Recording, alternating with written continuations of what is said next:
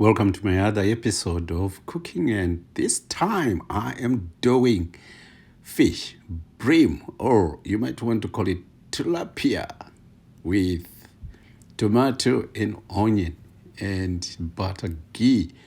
Yeah, chop your tomato, chop your onion.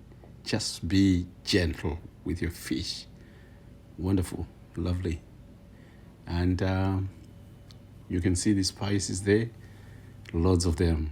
Everything, just throw everything. Cut your fish into 3 pieces. It's all up to you. You can cut it into 25 pieces. Who cares? Onion, fry them until they are really, really tender. And add the tomatoes and all your, what you call them, spices, all of them. Just throw them in there and cook them until they are nice before you add your fish, and just turn it a little bit around and just have fun, Don't be too methodical. Just do it crudely, and when it has cooked a little bit, just pour in water generously to just halfway the fish, and put it on full power and let it boil.